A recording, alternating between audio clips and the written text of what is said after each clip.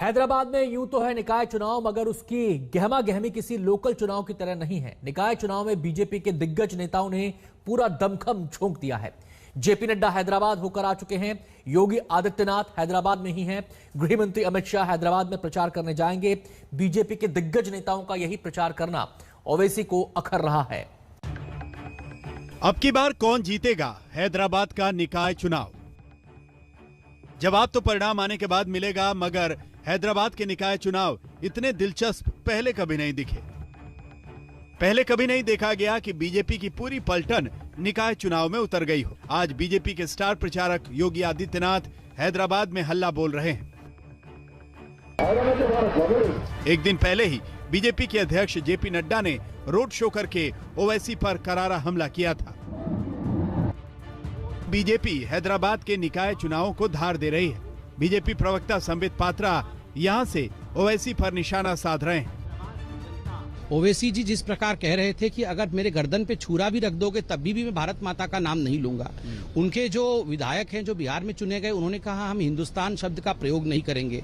उनके लोग कह रहे हैं कि ग्रेटर हैदराबाद के अंदर जो ओल्ड सिटी है, ओल्ड सिटी के मुखिया, ओल्ड सिटी के सीएम ओवैसी ही हैं। ये किस प्रकार की बातें हैं? और 15 मिनट पुलिस हटा दो, उसके बाद देखो दूसरों का हश्र क्या होता है। ये सब किसने कहा था?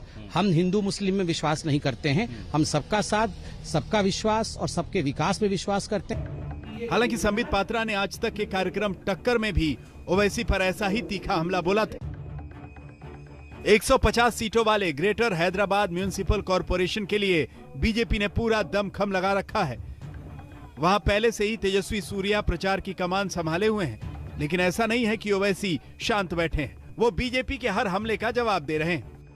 किसानों ने बड़ा भरोसा किया कि चलो मोदी आएगा तो किसान को फायदा होगा। आज दिल्ली के कड़ाके की सर्दी में किसानों के ऊपर दिल्ली की पुलिस उनके ऊपर पानी बरसाती है। 10 डिग्री टेम्परेचर में पानी बरसाकर किसानों को तकलीफ दे रही है। हर महाज पर यह हुकूमत नाकाम साबित हुई है बीजेपी की। ओवैसी तो हमला बोल ही रहे हैं, मगर उनके भाई अकबरुद्दीन ओवैसी भी अपने ही अंदाज में मोदी और योगी पर हमले कर रहे हैं। और ये कलमा पढ़ने वाला मुसलमान हूं, किसी के बाप से डरने वाला नहीं हूं, ना ही कल के चाय वाले से डरने वाला, ना ही कोई योगी खोगी से डरने वाले हैं। वैसे कहने के लिए तो निकाय चुनाव में 4 प्रमुख पार्टियां हिस्सा ले रही हैं, टीआरएस, कांग्रेस, एआईएमआईएम और बीजेपी, मगर असली रंग बीजेपी और एआईएमआईएम के बीच ही दिख रहा है। सवाल है क्यों? बिहार में एआईएमआईएम एनडीए गठबंधन का स्पीकर चुनने में सहयोग देती है, तो फिर यहां तल्खी क्यों है? जवाब के तौर पर यूं मानिए कि बीजेपी को लगता है कि कर्नाटक के बाद तेलंगाना ही वो राज्य है जहां वो अपनी पैठ बना सकती है। यहां कांग्रेस कमजोर है, चंद्रबाबू नायडू से लोग खफा हैं, टीआरएस मजबूत जरूर है, लेकिन अगर बीजेपी ओवैसी को उन्हीं के गढ़ में मात देने में सफल होती है तो विधानसभा चुनाव के लिए उसकी ताकत और बढ़ेगी। तो क्या यह माना जाए कि निकाय चुनाव में बीजेपी का दम दरअसल विधानसभा चुनाव की आगामी तैयारी है? हैदराबाद से आशीष पांडे के साथ आज तक ब्यूरो। हैदराबाद के निगम चुनाव के जरिए बीजेपी तेलंगाना की सत्ता तक पहुंचने के रास्ते को अपने लिए सुगम बनाना चाहती है, इसलिए वो अपनी पूरी ताकत झोंक रही है। जिस तरह से बीजेपी ने हैदराबाद के लोकल चुनाव को राष्ट्रीय चर्चा का विषय बना दिया है, लेकिन सवाल यह है कि आखिर बीजेपी के लिए चुनाव इतने अहम क्यों हैं? जम्मू कश्मीर में जिला विकास परिषद के चुनाव के पहले फेज की वोटिंग हुई। मतदान शुरू होते ही पोलिंग बूथ पर भारी संख्या में लोगों का आना शुरू हो गया। कड़ाके की ठंड और कोरोना गाइडलाइंस के बावजूद उत्साह में कोई कमी नहीं थी। लोग घरों से निकले और लोकतंत्र के पर्व में बढ़ चढ़कर। जम्मू कश्मीर के लोगों ने अब यह तय कर लिया है कि वो अमन और शांति का साथ देंगे। जम्मू कश्मीर के लोगों ने यह भी तय कर लिया है कि अब वो बहकावे में आने वाले नहीं। कश्मीर में बदलाव की बयार बह रही है, इसका सबूत आज एक बार फिर दिख गया। जिला विकास परिषद के चुनाव में मतदान केंद्रों के बाहर लंबी लंबी कतार में मतदाता अपनी बारी का इंतजार करते देखे गए। सच मानिए, ये तस्वीर अलगाववादी नेताओं और पाकिस्तान को बिल्कुल अच्छी नहीं लग रही होगी। जम्मू कश्मीर में विकास परिषद के लिए हो रहे पहले चुनाव में के पहले चरण में आज जम्मू कश्मीर की 43 डिस्ट्रिक्ट डेवलपमेंट काउंसिल कमेटियों के चुनाव हो रहे हैं। अगर कश्मीर की बात करें तो यहाँ पर 25 डीडीसी कमेटीज का चुनाव हो रहा है, जबकि जम्मू में 18। हम इस वक्त बड़गाम जिले के एक पोलिंग बूथ पर है, जहां जो खान साहब कॉन्स्टिट्यूंसी है वहां पर ये मतदान हो रहा है। सुबह से ही लंबी लंबी कतारें जो हैं मतदान केंद्रों के बाहर दिख रही हैं। यहाँ पर कई सारे लोग जो हैं वो अपने मत अधिकार का इस्तेमाल करने के लिए यहाँ पहुंचे हैं। ठंड के बावजूद, कोरोना वायरस के बावजूद जो है लोग सुबह से ही अपने घरों से मत अधिकार के इस्तेमाल के लिए यहाँ पर पहुंचे हैं। अनुच्छेद 370 के खत्म होने के बाद जम्मू कश्मीर में यह पहला चुनाव है। 0 डिग्री तापमान में भी वोटर्स का जोश कम नहीं हुआ। मतदान केंद्रों में भीड़ उमड़ रही थी, लोगों में खासा उत्साह था।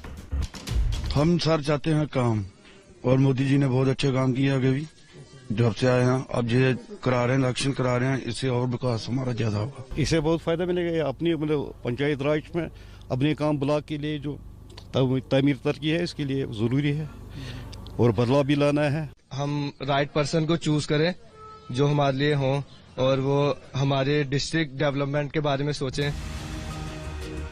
डीडीसी के चुनाव के पहले फेज में रिकॉर्ड वोटिंग हुई है। चुनाव आयोग के मुताबिक 51.76% लोगों ने वोटिंग कर अलगाववाद और आतंकवाद को कड़ा संदेश दिया है। सबसे ज्यादा वोटिंग रियासी में 74.62% दर्ज की गई।